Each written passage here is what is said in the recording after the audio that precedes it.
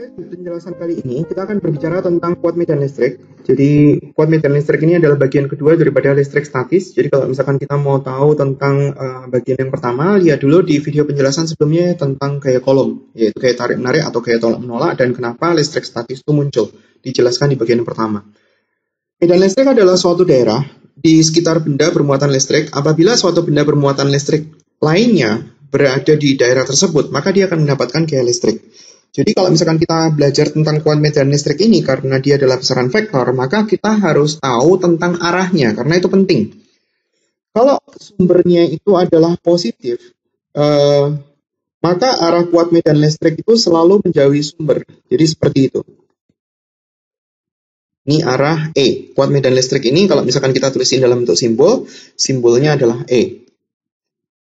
Sedangkan kalau dia sumbernya itu adalah negatif, maka arah kuat medan listrik itu mendekati sumber. Ini arah E-nya. Jadi digambar pakai panah seperti itu, semakin banyak dia, kuat medan listriknya itu semakin besar. Nah, bagaimana sekarang hubungan antara kuat medan listrik E dengan F? Kalau misalnya kita punya E yang arahnya itu sudah ketahuan seperti ini arah E, arah kuat medan listrik. Dan kalau misalkan kita punya muatan uji, di sini kan ada benda bermuatan listrik lainnya yang berada dalam muatan medan listrik yang pertama. Ini ada namanya itu biasanya disebut sebagai muatan uji. Kalau muatan ujinya itu positif, maka arah F-nya itu sama dengan arah E. Tapi kalau misalkan dia itu muatan ujinya negatif, maka arah F-nya itu berlawanan dengan arah E. Jadi lihat ya, ini dua hal yang berbeda. Yang satu bicara tentang sumber dan E-nya, yang satu bicara tentang hubungan antara E dan F. Nah, untuk perhitungan, saya ada taruh tempat, di sini nggak ada tempat, jadi saya taruh di atas.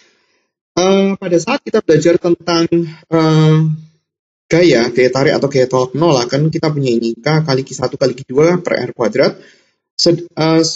Sebenarnya, Q1 itu adalah Q sumber. Q2-nya itu adalah Q muatan uji, dibagi sama R kuadrat. Pada saat kita berbicara tentang kuat medan listrik, E itu adalah K dikali sama Q sumber, dibagi sama R kuadrat. Jadi, ini itu ada sesuatu yang sama. Ini itu adalah nilai E sebenarnya. Hubungan antara keduanya, kalau kita tulis, F itu sama dengan E dikali sama Q muatan uji. Ini hubungan antara E, kuat medan listrik, dan F, gaya tarik-menarik atau gaya tolak-menolak. Kalau kita mau lihat gambarnya kurang lebih seperti ini. Jadi kalau misalkan ada muatan daripada gambar-gambar yang benar, itu bukan gambar yang lurus seperti ini. Bukan gambar yang lurus yang seperti sebelah kiri, tapi dia bentuknya itu adalah radial. Seperti yang ini. Ini adalah gambar daripada kuat medan listrik yang sesungguhnya. Electric field itu adalah bahasa Inggris ya, bahasa Inggris daripada kuat medan listrik. Namanya memang electric field, bentuknya itu adalah radial. Semakin banyak daripada garis gayanya, kita nanti akan belajar itu namanya flux. Semakin banyak garis gayanya, maka kuat medan listriknya semakin besar. Itu positif sama positif ya, arahnya menjauhi daripada sumber. Nah, sekarang kalau dia positif sama negatif, ada garis di antara mereka. Ada garis di antara positif sama negatif yang terletak di tengah-tengahnya itu. Sekarang kita lihat soal latihan. Ada gambar seperti ini, diketahui muatan listrik 1 dan muatan listrik 2 nilainya sama, konstantanya sekian, maka besar dan arah kuat medan listrik di titik P. Jadi di titik P ini, karena kita mau nyari tahu E di titik P, dia dipengaruhi oleh dua muatan, yaitu adalah muatan 1 yang positif dan muatan 2 yang positif. Ingat, kalau misalkan dia itu terhadap muatan positif, arah kuat medan listriknya menjauh ya. Jadi kalau misalkan kita gambar, ini di sini ada muatan 1, nilainya adalah Q, terus kemudian di sini kita punya muatan 2, nilainya adalah Q juga. P-nya itu posisinya lebih dekat ke muatan 2. Jadi oleh karena pengaruh Q1, arahnya itu ke kanan, karena dia menjauhi Q1, kita bisa tulis EP karena pengaruh 1. EP bukan energi potensial ya, tapi kuat medan listrik di P karena pengaruh 1. Oleh karena pengaruh muatan 2, berarti arahnya menjauhi muatan 2 juga, berarti arahnya ke kiri, EP2. Kalau kita mau mencari E di P, dan itu adalah besaran vektor, berarti kita harus mencari masing-masing E di P karena pengaruh muatan 1. Rumusnya adalah K kali Q sumber dibagi sama jarak antara P dan 1. K-nya itu dia kasih tahu, 9 kali 10 pangkat 9. Q-nya sumber dalam hal ini adalah Q1. Ini adalah Q1. Nilainya adalah 10 mikrokolom kita harus ubah ke kolom, berarti 10 pangkat min 6 dikali sama 10, berarti 10 pangkat min 5, dibagi jarak antara mereka. Jarak antara mereka 6 cm, saya ubah ke meter, 6 kali 10 pangkat min 2. Angka-angkanya saya deketin, terus kemudian muatannya digabung jadi 1, dibagi sama 6 kali 6, kali 10 pangkat min 4, 6 sama 6-nya bisa dicoret, berarti masih ada sisa 2, ini masih ada sisa 2, jadi hasilnya adalah 1/4 kali 10 pangkat 8. Satuannya adalah Newton per kolom. EP karena pengaruh muatan 2, berarti K kali Q sumbernya adalah 2, dibagi jarak antara P dan 2 kuadrat, jangan lupa kuadratnya, 9 kali 10 pangkat 9, muatannya 10 mikrokolom, berarti 10 pangkat min 5 dibagi jarak. Jaraknya berarti 3 kali 10 pangkat min 2 dikuadratin karena dia diubah ke dalam meter. Yang atas 9 kali 10 pangkat 4, yang bawah adalah 9 kali 10 pangkat min 4, berarti kita mendapatkan hasil 10 pangkat 8 Newton per kolom. Karena yang arah ke kiri lebih besar daripada yang arah ke kanan, berarti kita bisa tulis EP-nya itu, ya sebenarnya kita mau kanan kurangi kiri juga nggak masalah. Kiri kurangi kanan juga nggak masalah, asal kita tahu bahwa nilai positifnya itu yang mana, yang arah ke kiri atau arah ke kanan. Saya mau pakai yang arah ke kiri sebagai positif, EP2 dikurangi EP1, EP2 itu nilainya adalah 10 pangkat 8, EP1 adalah 1/4 kali 10 pangkat 8. Kalau kita kurangi berarti adalah 3/4 kali 10 pangkat 8 Newton per kolom dengan arah menuju ke Q1. Karena di soal kan dia sebutin Q1 sama Q2, dia ada kasih gambar. Jadi kita bisa tuliskan sesuai dengan gambarnya itu. Ini besarnya, ini arahnya, karena dia adalah besaran vektor. Kita masuk ke contoh 2. Dua buah partikel A dan B masing-masing bermuatan sekian terpisah pada jarak sekian jika C adalah suatu titik yang terletak di antara A dan B sedemikian rupa sehingga medan di C sama dengan 0, maka letak C daripada A adalah berapa? Jadi kita harus gambar dulu. Misalnya di sini adalah muatan A, 20 mikrokolom, terus kemudian B-nya itu adalah positif juga. Di sini adalah muatan B, 45 mikrokolom, jarak antara mereka adalah 15 cm, sini 15.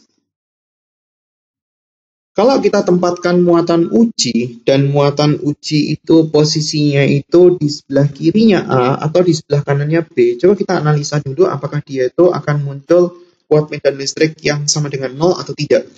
Ini adalah titik C, oleh karena pengaruh A itu arahnya menjauhi, berarti ECA, oleh karena B itu juga menjauhi. Jadi di posisi ini nggak mungkin dia itu muncul kuat medan listrik sama dengan 0. Oleh karena pengaruh B untuk posisi yang di sebelah kanan, katakanlah C-nya di sana, ECA-nya itu arahnya ke kanan, ECB-nya itu juga arahnya ke kanan, berarti di posisi sebelah kanan nggak mungkin. Apalagi kalau misalkan dia itu di luar daripada garis hubung antara A dan B. Misalkan saya kasih muatan ujinya di sini, oleh karena pengaruh A itu arahnya ke kanan atas, oleh karena pengaruh B itu arahnya ke kiri atas, ECB, dia ada sudut, ya nggak mungkin lagi di situ akan memberikan nilai kuat medan listrik yang sama dengan 0. Nah sekarang berarti di antara mereka, karena muatan B itu lebih besar, berarti harusnya jarak dari posisi B itu harusnya lebih besar. Jadi ini saya misalkan X, berarti di sini dalam satuan senti aja nggak apa-apa, karena dia bentuknya nanti adalah perbandingan. Berarti posisinya C di situ. Oleh karena pengaruh A itu arahnya ke kanan, ECA. Oleh karena pengaruh B itu arahnya ke kiri, ECB. Karena dia minta EC itu sama dengan 0, berarti ECA, saya tuliskan positif aja karena kita nggak tahu nilainya. ECB-nya itu negatif, ECA itu sama dengan ECB. Terus kemudian kita ganti angkanya. ECA itu sumbernya A, berarti K kali QA dibagi jarak antara C sama A. QB-nya ECA sama dengan ECB.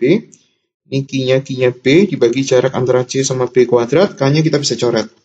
Q-nya A kita bisa substitusi 20 mikrokolom. Karena sama-sama mikrokolom berarti kita bisa tulisin nggak usah pakai mikro. Jarak antara C dan A itu X. Ini 45 mikrokolom. Jaraknya 15 min X. Ini nggak masalah. Karena dia bentuknya adalah perbandingan. Jadi kalau misalkan di sini mikrokolom, di sini mikrokolom, ini kan kita bisa coret. Ini kan sentimeter kuadrat, ini sentimeter kuadrat, kita bisa coret. Kan kita nggak diminta untuk mencari E di C. Tapi posisinya. Jadi dia perbandingannya dalam bentuk satuan yang berbeda, nggak masalah. kan sama semua satunya. Nah, sekarang karena di sebelumnya di tentang listrik statis yang kayak kolom itu saya sudah jelaskan perhitungan yang seharusnya dan perhitungan yang dia itu lebih cepat. Perhitungan yang seharusnya kan akan mempunyai dua jawaban. Salah satu jawabannya itu nggak mungkin sebagai jawaban karena posisinya itu nggak mungkin di situ.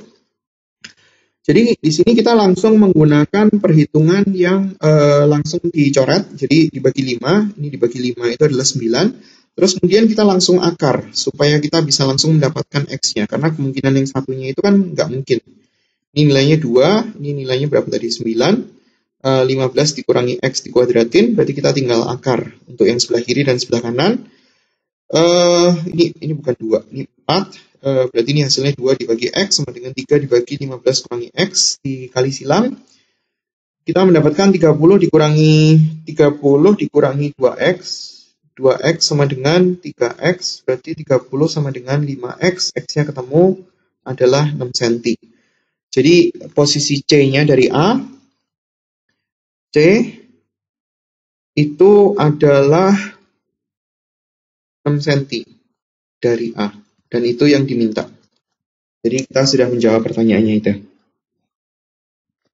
Contoh berikutnya, contoh 3. Kuat medan listrik di mana keping sejajar terpisah pada jarak 5 cm adalah sekian. Setetes minyak bermuatan negatif masuk ke dalam keping dan mencapai kesetimbangan. Jadi dalam hal ini adalah percobaan punya milikan. Ini adalah percobaan.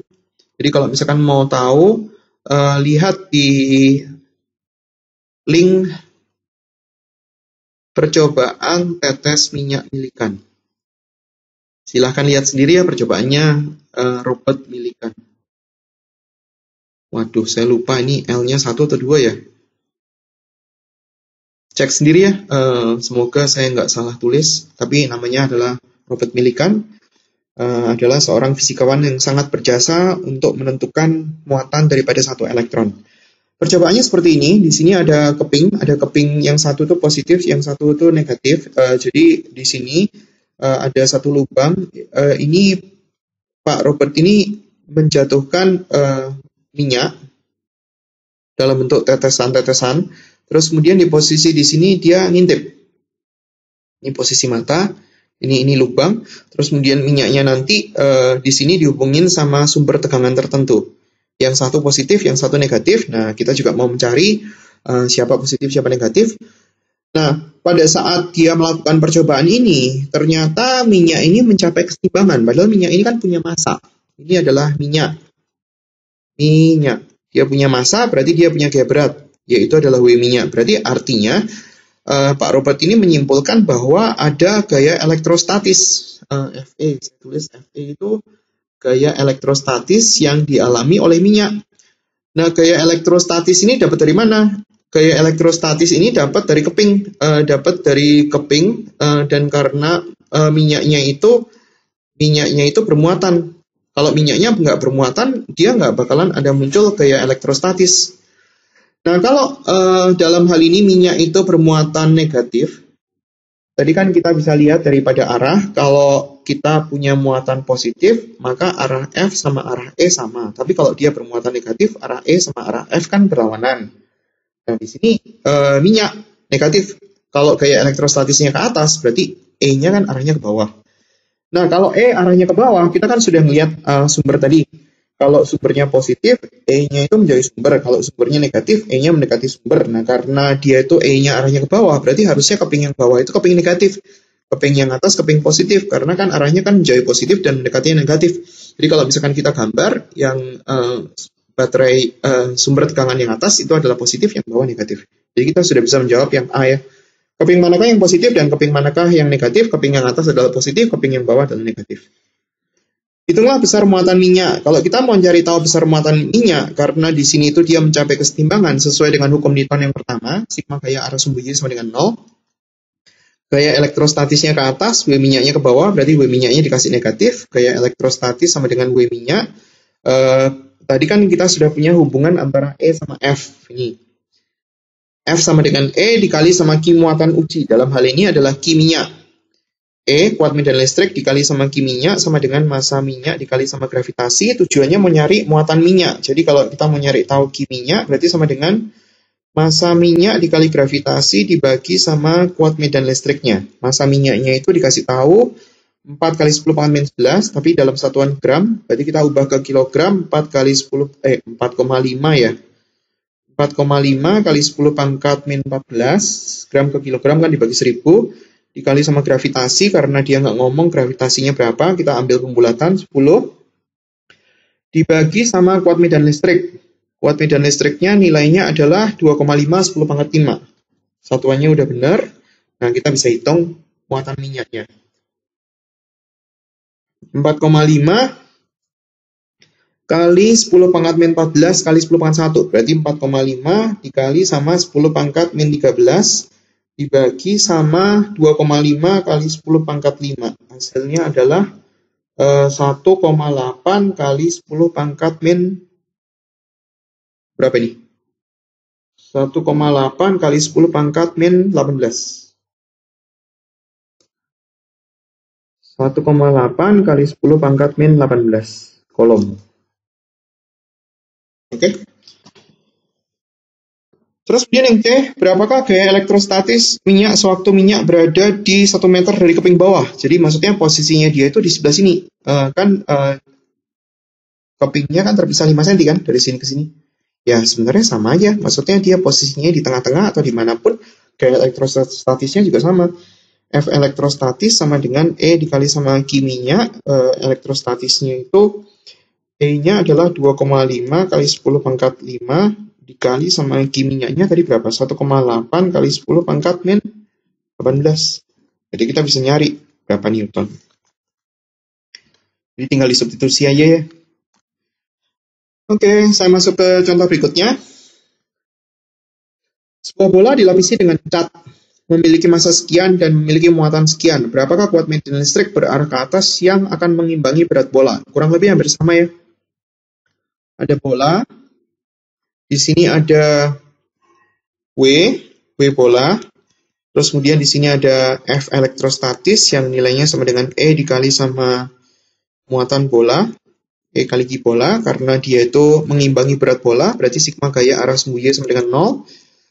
E dikali sama Q-nya bola sama dengan W-nya bola. Tujuan soal mencari tahu kuat medan listrik, berarti sama dengan masanya bola dikali gravitasi dibagi sama Q-nya bola.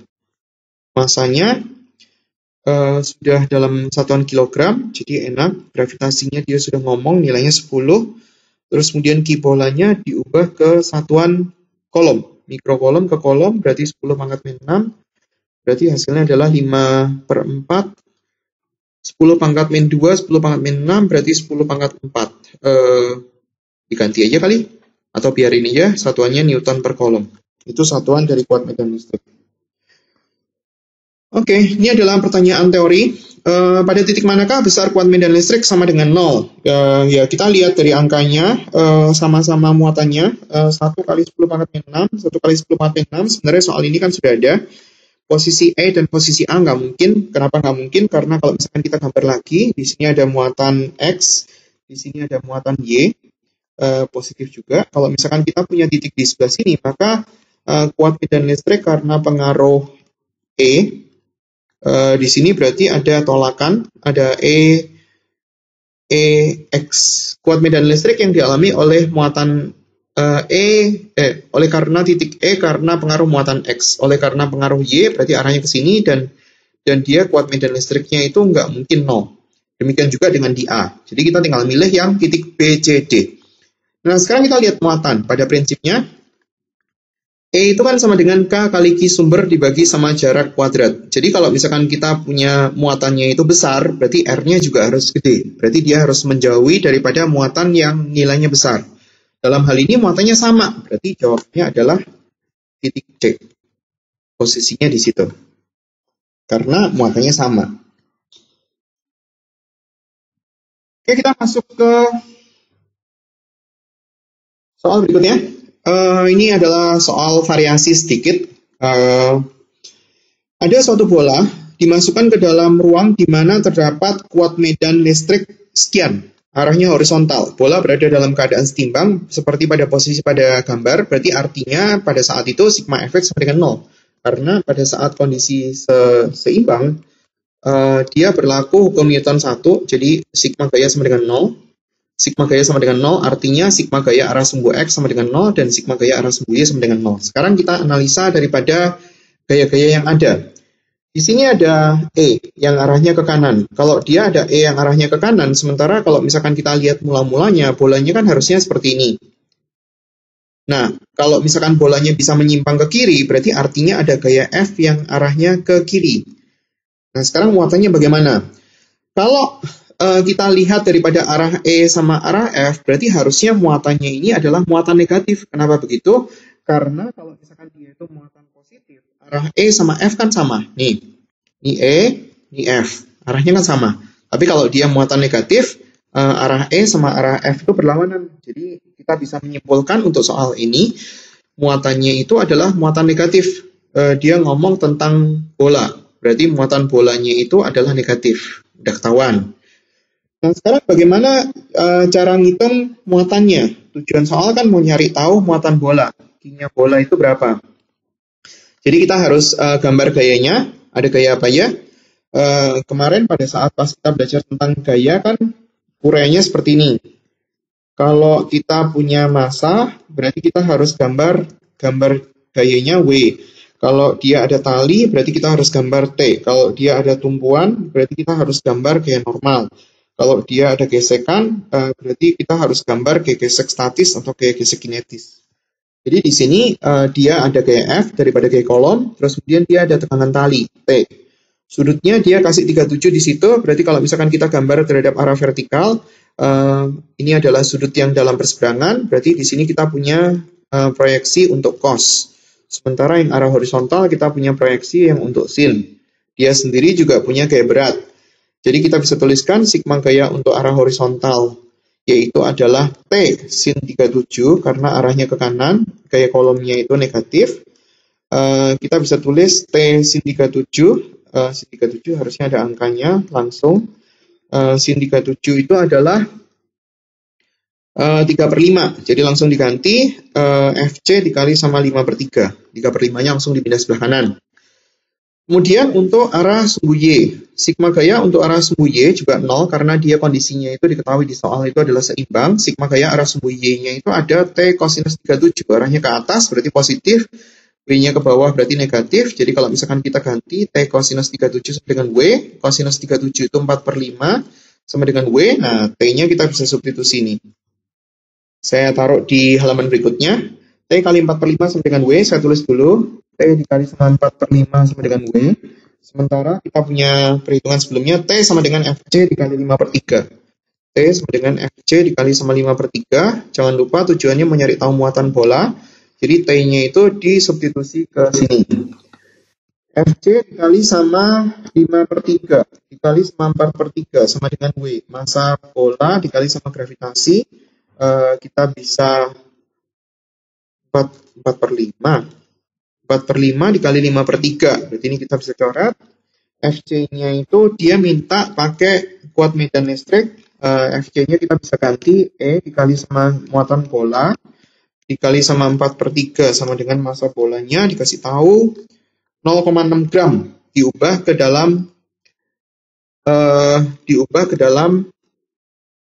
kilogram. 0,6 gram berarti sama dengan 0,6 atau 6 kali 10 pangkat min 4 kilogram. Terus di sini 6 kali 10 pangkat min 4, gravitasinya coba kita lihat dia mau angka tertentu enggak? Udah, tinggal disederhanain. E-nya berapa ya? E-nya nilainya adalah 900. Jadi ditulis 900 dikali sama 4/3 dikali sama Q-nya bola sama dengan 6 kali 10 pangkat min 3. Diganti-ganti kali, ini sama ini bisa dicoret 300, terus kemudian ini sama ini bisa dicoret, dibagi 2, dibagi 3, disederhanain dulu mungkin supaya nggak belepotan ngitungnya. 10 pangkat min 3, Q-nya bola ketemu sama dengan 3 kali 10 pangkat 3 dibagi 6 kali 10 pangkat 2, berarti adalah setengah kali 10 pangkat min 5, atau 5 kali 10 pangkat min 6 kolom, jadi adalah 5 microcoulomb. Itu adalah semua penjelasan untuk kuat medan listrik. Jadi saya sudah kasihin contoh pengertian daripada kuat medan listrik maupun tentang arah, karena arah itu menjadi satu hal yang penting. Semoga ada manfaatnya penjelasan kali ini. Terima kasih atas perhatiannya. Sampai jumpa di video pengajaran yang lain.